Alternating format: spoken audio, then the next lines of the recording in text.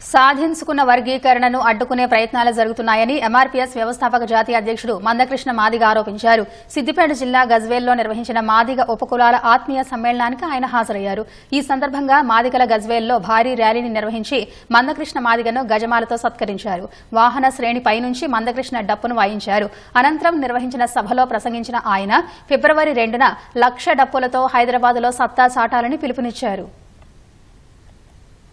30 ఏళ్ల పాటు అనుకరణని పోరాటం చేసి మన బిడ్డల భవిష్యత్తు కోసం సాధించుకున్న వర్గీకరణను ఇంకా అడ్డుకుంటామని మాట్లాడే వాళ్ళను, సభలు పెట్టే వాళ్ళను, వాళ్ళ పలుపడిని ప్రయోగించే వాళ్ళను మనం చూస్తున్న విషయం మనం మర్చిపోవాలి. 30 ఏళ్ల పాటు అనుకరణని పోరాటం చేసి సాధించుకున్న వర్గీకరణను చివరి నిమిషంలో వాళ్ళ మళ్ళా అడ్డుకునే ప్రయత్నం చేస్తున్నప్పుడు మాదిగ జాతి బిడ్డల భవిష్యత్తు కోసం, మాదిగ జాతి బిడ్డల రాబోయే తరాల భవిష్యత్తు కోసం రేపు జరగబోయే ఫిబ్రవరి 2న జరగబోయే మహత్తరమైన కార్యక్రమంలో మీరందరూ భాగస్వాములై మన బిడ్డల భవిష్యత్తును కాపాడుకోవాలని విజ్ఞప్తి చేస్తున్నారు.